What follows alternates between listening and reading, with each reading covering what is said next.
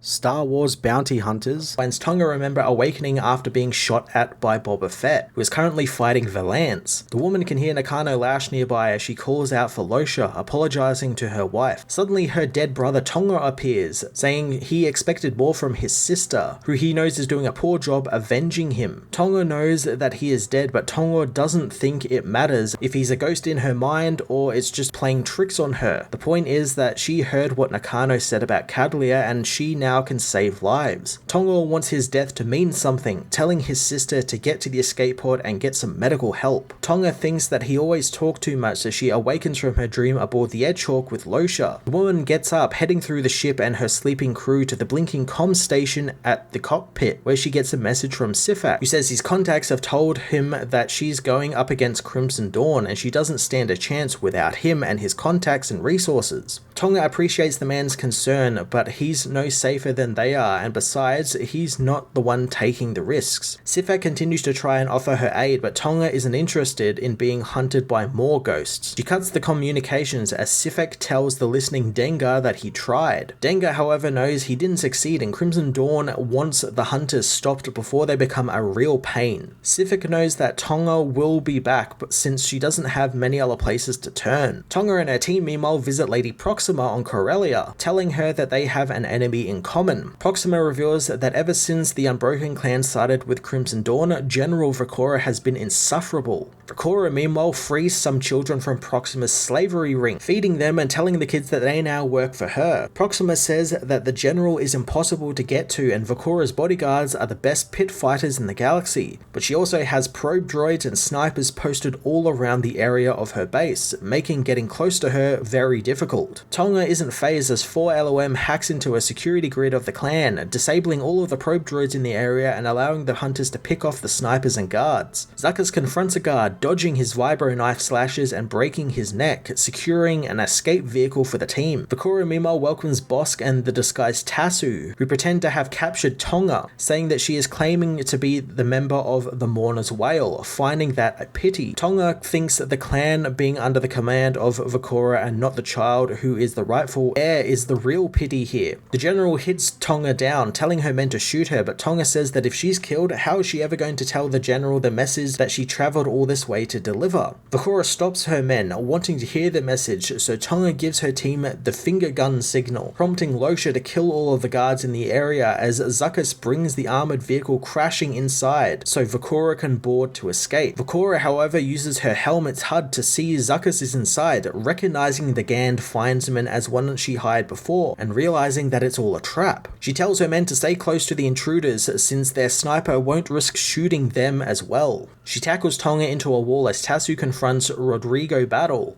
his old friend from the pit fights. He's glad to have some fun like they used to in the pits as Bosk kills his way through the armoured soldiers with his bare hands. Vakora confronts Tonga and Bosk, knowing that they have lost their advantage, but Bosk thinks that she has run out of bodyguards though. Vakora shoots a cable around the Trandoshan, bringing a pipe down on his head and leaving her and Tonga to fight alone. Tasu meanwhile continues battling Rodrigo, who corners the assassin on a rooftop, telling him he'll make his death very painful. Tasu thinks that he's still upset about the time he chopped Rodrigo's arm off, promising that he won't chop any other off this time. Tasu dodges and Rodrigo slashes off his own leg, falling off the rooftop as Tasu hopes that he lives since it's always an honor to test his mettle against the best, and by that he means it's an honor for Rodrigo. Tonga and Vakora continue their sword fight, with Vakora saying she's getting gutted by the Unbroken dagger and it's more of an honor than Tonga deserves. She uses the dagger to easily cut through Tonga's sword, grabbing her by the throat and wondering if she has any more amusing retorts this time. Tonga, however, unsheathes a hidden needle, stabbing Vakora in the neck and knocking her out cold. The hunters regroup as Tasu tells the waking Bosk that they were victorious, wanting to savor it for a moment. Bosk tells the man to stop touching him or he's going to lose his fingers as Tonga calls 4LOM in for extraction. Losha, however, warns the hunters that they spoke too soon as the rest of the Unbroken clan arrive in the area, rushing the hunters' location.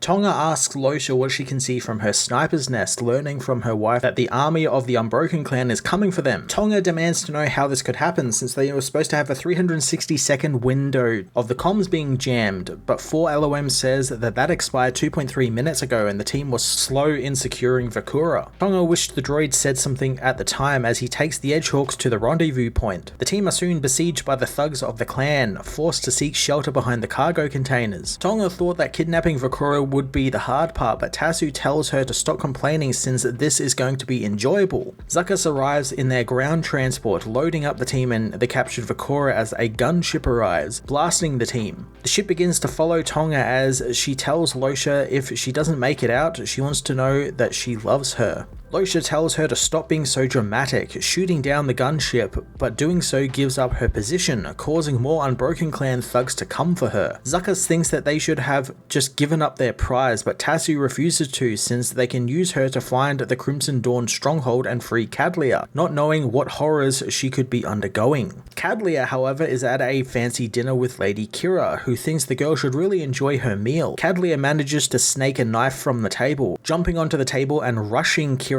but the Knight of Ren Vikrul stops her, grabbing her wrist and twisting the knife from her hand. Qi'Ra reminds the girl that Cadliah is the sole heir to 2 major crime syndicates and her death would be rather convenient for her, suggesting the girl savor her meal as if it was her last. Vikrul is ordered to let the girl go as Qi'Ra recommends some of the food offered to her, making Cadliah eat it. Tonga and her crew meanwhile find they won't last much longer, so Boss suggests sending Zuckuss out with thermal detonators strapped to him to give them a clean way to escape. Tasu says he doesn't mind dying, but he just imagined it would be while he was taking down a Rathtar with his bare hands. Zuckuss points out a merchant transport nearby they could use to escape, as Losha is told to meet them at the corner of the alley. Losha is busy dodging blaster fire on the rooftop as the rest of the team cut their way through the thugs, making it to the small transport and using it to barrel through the Unbroken Clan. Losha makes it to the meeting point, grabbing a grapple hook before taking a goon off the roof with her, firing the grappling hook through the man and into the wall so she can swing down onto the transport. The clan soon pursue them on speeder bikes, blasting the merchant transport and ramming it. Zuckuss decides to throw the supplies from the transport at the speeder bikes, causing them to crash, but one manages to let off a rocket, hitting the transport and causing it to crash. Vakura begins to awaken, but Tonga knocks her out again, giving her to Bosk to carry as they head towards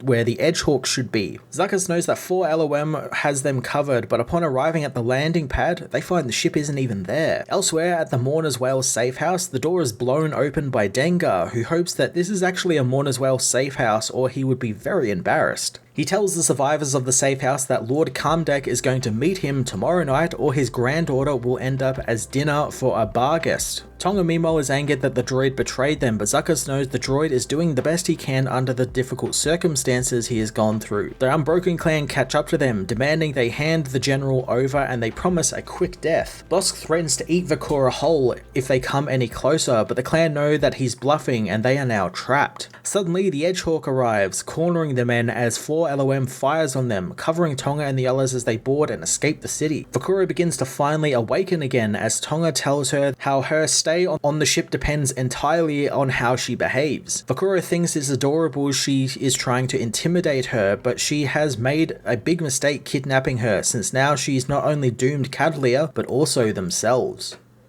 Sometime on the past on Corellia, a young Dengar leads first place in a speeder bike race, pursued by another rider, which shocks Dengar, who claims the rider is cheating, but the other rider says that trying to force him off the road is the real cheating. Dengar lines himself up next to the other rider, pulling his knife out to try and kill the man, who can now see why the other racers hate him so much. The rider, revealed to be Han Solo, catches his hand, holding onto him as they approach a vaporator. Han lets him go, pushing Dengar away to jam up his steering.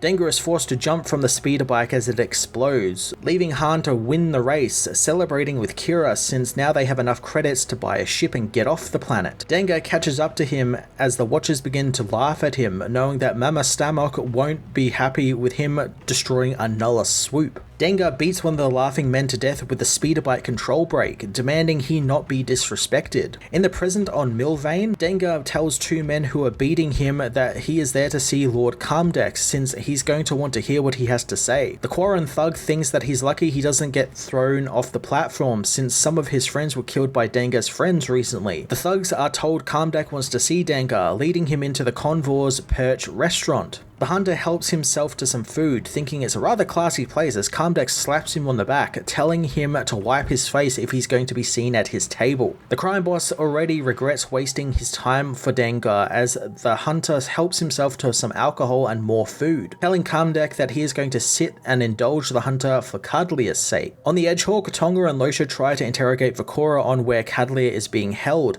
but the woman refuses to give up any information since she knows the woman won't be cutting off any of her fingers or doing anything really terrible to her since she knows how they operate. Tonga knows the woman doesn't know what they are capable of, but Vakora keeps taunting her, telling the woman that she doesn't have that killer instinct, and she's able to feel it every time she pulls back a punch. Vakora knows that while Tonga has killed before, she does it when she wants to, not when she has to like Tonga does, thinking she might actually kill Losha first since she means something to Tonga and love makes one vulnerable. She tells the woman that the one thing she loves is the Unbroken clan and there is no way she'll be made to talk. Tonga likes the sound of that challenge as Dengar is told by Kamdek to get to the point, but the hunter continues to toy with the Mourner's Whale leader, thinking that he should try some of the expensive food he's already ordered, telling a nearby waiter to bring more. Kamdek tires of his posturing, but Dengar reveals that Cadliah is safe, for now at least, until his bosses decide what to do with her. He knows that the girl could reunite the clans, even more so now with Vakora having killed the Unbroken clan's leader, thinking that it would be a shame if something were to happen to Kamdek. The Lord just laughs, knowing that Dengar is nothing but a joke, and he's not like Boba Fett or Bosk, and he's just a gambling addict living off of cheap bounties. Dengar knows that he's being disrespected, and he has his whole life, but being underestimated has its values. Kamdek tires of being with Dengar, telling him that this will be his last meal and he should tell him where Cadliah is so his death will at least be quick. Dengar says that being underestimated is useful since it's allowed him to get this close to a leader of a major syndicate, and he is just a servant of Crimson Dawn, who also has servants everywhere. The waiter Dengar told to bring him some food soon arrives with Dengar's order, which is revealed to actually be a blaster. Dengar uses the fishbone he was chewing on to kill one of the guards nearby before taking the blaster and shooting Kamdek in the head. Chaos erupts in the restaurant as he grabs the waiter and uses him as a human shield, killing the rest of the Mourner's Whale thugs. Dengar thinks that he still has the skills, but more guards soon come, causing him to dive under a table, telling the men that they have one chance to surrender. They yell profanities back at Dengar as he spots a convor in a cage above the bar, shooting the cage and freeing the animal as he smashes out of a window, jumping onto a nearby speeder below where Minaru waits for him. She tells her beloved that he is late, hoping that he at least brought some spice wine. Dengar reveals he snagged a very expensive bottle of the stuff, speeding off with the woman to go and celebrate, since the hard part comes tomorrow. Tonga meanwhile learns of Kamdek's death, with Losha saying that the contact they talked to said Crimson Dawn was behind it and they are killing people out in the open now. She guesses that stakes just got higher as Tonga knows with Kamdek's death they have lost their supply of credits to pay the crew, so how will they stay together long enough to get the girl? Losha tells her to stop sulking since the girl may die of old age while they wait to be rescued. Tonga gets up knowing one move she has left to make. She reaches out to Sifik, who says he has a hunter who survived a trip to Crimson Dawn's flagship the Vermilion, so he'll get the crew in touch with him for the right price. Tonga is glad the broker can help, but after she hangs up the call, Sifak hopes that he made the right choice, as later on Milvain, Dengar meets with Bosk and Tonga. Bosk tells Tonga that he knows Dengar did get out of the Vermilion with Valance, but doesn't trust him as Dengar reminds Bosk not to underestimate him. Later on board the Edgehawk, Dengar learns that Tonga got nothing from her prisoner, but he says that he'll take care of it. Losha doesn't care for his tone, but Tonga stops her as Dengar tells her that he was hired because he's been to Crimson Dawn's flagship and lived, so he can get them on it and off of it.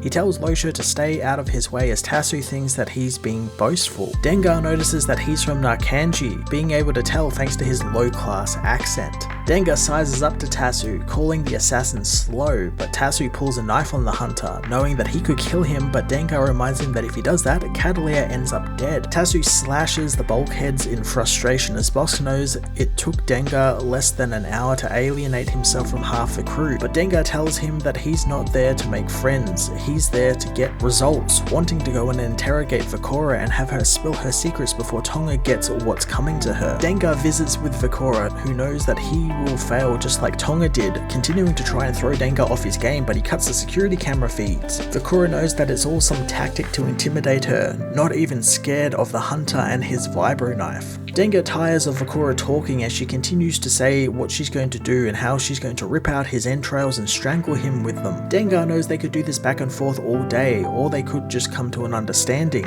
He delivers her a Crimson Dawn code phrase, giving her the knife. As on Gariel in the Lothal sector, Valance tells his people to keep an eye out for Crimson Dawn, although the more he listens to General Sarkorn's speech, the more he's hoping for an assassin. Lieutenant Hayden tells him to watch himself since now he's part of the Empire, but Valance knows he's not. He's only doing this because Darth Vader threatened to hurt the people he cares about. Hayden doesn't think that that's the only reason why he's doing this, as Valance heads into the crowd to look for assassins. And Carla soon contacts Valance with her and Qi'Ra not finding any potential assassins, wondering if their intel was sound. Soon they find something and the Trandoshan tanker rushes in to grab an Imperial officer who was reaching for something. Tanker finds that it was just a drinking flask, making Valance angry since now the real assassin will be spooked. Suddenly, a nearby ATST breaks from its moorings, rampaging into the streets as Valance goes to borrow one of the people's speeder bikes. The walker heads for General Sarkorn as the Revengers try and take it down, finding that they don't have the firepower to deal with it. Valance races towards the walker as it opens fire on the general, causing utter chaos. Valance uses his cybernetic eye to focus in on the walker's legs, ramming the speeder into it and causing the walker to topple. As the walker begins slipping off the platform, a child is caught in the wires, being pulled down with it. Without giving it a thought, Valance jumps after the child, grabbing her and telling her he hopes it's going to be okay as he slams hard into the ground below. Valance manages to save the girl's life, telling her that it's going to be okay as the assassin crawls from the ATST wreckage, knowing that the Imperials can't stop what's coming. Valance tells him that he's not Imperial, but the assassin knows that he wears their skin, so he might as well be one of them. Hayden asks why Valance left his position, so he tells her that he saved the kid, but the lieutenant doesn't care since there is no strategic value in her, and while he was distracted, another assassin attacked and killed the general. On Nal Hutta, the Edgehawk lands as Dengar says that Qi'Ra told him the Vermilion rendezvous with Crimson Dawn agents in the spaceport, and this will be their only chance to rescue Cadliah. He leaves to go find them a way into the nearby Vermilion, as Tasu doesn't trust him and Tonga doesn't either, but they are paying him a lot, and if Dengar has earned a reputation for anything, it's that credits pay for his loyalty. Dengar contacts Minaru, who asks if he has killed the hunters like Crimson Dawn ordered. Dengar knows that he didn't, but he's on top of it, asking her if both Crimson Dawn and the hunters' money has come into their account. Minaru confirms all the money is there, and Dengar knows that they can use it to get out of the game for good, but Crimson Dawn will never let him go unless he gets all of them to kill each other. Minaru thinks that it's dangerous, but Dengar knows that that's the job, wanting to meet with her in 3 hours, assuring her that he has a plan. Losha meanwhile is upset that Tonga refuses to let her go on the mission. Tonga says that this is a stealth mission and they need to keep the team small, and if they get into a firefight on the Vermilion, then they are as good as dead. Losha tries to let her go, but Tonga won't budge on her decision, wanting her to monitor communications and get the Edgehawk ready for a quick getaway. And besides, someone needs to look after Qi'Ra, who meanwhile has freed herself from her binds, knowing that she'll keep Losha entertained. Donning some nondescript cloaks, the hunters head through the spaceport towards the Vermilion, where the guards begin checking the passengers' chain codes. Dengar knows that that won't be a problem as an explosion happens on the other side of the spaceport, causing the guards to rush over to see what happened. The hunters board the Vermilion and Dengar bids them farewell, knowing that he was paid to bring them on, and that's what he did, and they didn't pay him enough to stick around. Tonga knows that they don't have time for him, wanting to leave, so the group move on, with Tasu wanting to kill Dengar after this. Soon Dengar is found by a guard, forced to kill him and use the station he was at to put out an alert about the hunters disguised as pilgrims. Tonga and her team get ready for anything using the turbo lift Dengar told them to, but it takes them right into an ambush, causing them to take cover. Tassu rushes the men as 4LOM is told to even the odds for them. The droid flips a bunch of cargo crates at the men, letting the team take the guards down quickly. 4LOM thinks that Dengar purposely led them into a trap, but Tonga doesn't care, wanting to keep going. Bosk isn't too impressed with the trap as the group are soon confronted by the Knights of Ren, who don't really care who the hunters are since all they need to know is the Knights will be the ones killing them. The hunters have no idea who the helmeted guys are, as Ren knows that while he doesn't know who they are, making it this far into the Vermilion means they are pretty tough, but they aren't in the mood for excuses or pleas for mercy. Ren lights his lightsaber up, telling them that the Knights of Ren really need to work out some aggression. Bosk realizes who they are, opening fire on the Knights and telling Zuckuss that he was right to be uneasy about this place since these people are legends. The Knights open fire in return and Massif and Cardo are told to disarm the hunters. The Knights fire on the hunters and shoot the weapons from their hands as 4LOM protects Zuckuss from the blaster fire, as the Gan promises to repair his friend after the fight, or at worst case scenario, avenge him. Tonga fires her hidden blade at the Knights, disarming one as Ren finds the woman impressive, but it just means that they will be killing her up close and personal. Tassu calls for them to stop, ripping his shirt off and confronting Ren, upset that the rest of the hunters considered the Force users to be more muscular than he is. Ren doesn't think that he's serious, meeting him in battle and telling Tassu that while he has heart, he'll carve it from his chest. Losha meanwhile tries to check in with the team after hearing blaster fire on the open channel. When no one responds, she knows that she was the best shot on the team and she could have helped them. Suddenly she sees a reflection in Vakura's helmet on the desk as Vakura attacks, impressed with her reflexes. Losha hits her back, but Vakura is faster, stabbing her in the shoulder as she says that she did warn the woman's wife that she would kill her first and she'll enjoy every agonizing moment of it. Losha escapes into the bowels of the Edgehawk, learning all of the exits have been sealed, so her running from Bakura just makes the hunt that much more fun. At the Imperial base on Kurita, Valance is fixed up by a med droid, reminding the droids to knock it off with the rank stuff since he's not an Imperial. Lieutenant Hayden knows he is an Imperial hero, just like he dreamed of becoming, so he might as well enjoy it. Hayden takes him into the infirmary next door where the other injured officers all thank him for saving them. An officer soon comes to see Hayden with some important issues, with the officer quietly telling Hayden about the raid on a rebel base thanks to a tip-off and how the base was housing Valance's loved ones and there were no survivors of it. Hayden panics, telling the officer to never mention this to anyone else, particularly their prized enforcer, as on the Vermilion, Tonga tells her team to hold off the Knights of Ren while she gets the blast doors open with 4LOM. Ren is intrigued that Tassu has a Beskar-laced blade as he meets him in combat, and Tassu says that he took it from a dying grasp of an opponent in the fighting pits. One of the Knights tackles Tonga, but she throws him off, finding herself cornered with Bosk, who hopes that now she has the time to pull out one of her brilliant plans. Tonga tells Bosk to rush the scary-looking Knight, not impressing the hunter who will fight the Knight, but he'll do so under protest. Zuckuss and 4LOM meanwhile continue to battle Vikrul, who isn't fazed by the Gan's attacks, unleashing a flurry of blade slashes which nick Zuckuss's respirator. The Knights think the hunters are clearly outmatched despite being skilled, telling Bosk to die with some dignity. Vikrul grabs the choking Zuckuss, strangling him as Bosk refuses to tap out, knowing he's got an extremely hard head. He throws Cardo into the others as Tassu is beaten down by Ren, who cuts the Beskar knife's handle off, telling Tassu that he should have stolen it from a real Mandalorian since their blades are made of pure Beskar. Tassu knows that he doesn't need a weapon to beat Ren, as 4LOM tells Tonga to consider blocking some blows, but Tonga tells him to focus on opening the door. Zuckuss manages to smash the underside of Vikrul's helmet, discombobulating him for a moment and giving him a chance to throw the Knight's weapon to Tassu, who uses it to block Ren's lightsaber. 4LOM opens the blast door and the team dive through, closing it before Ren and his Knights can capture them.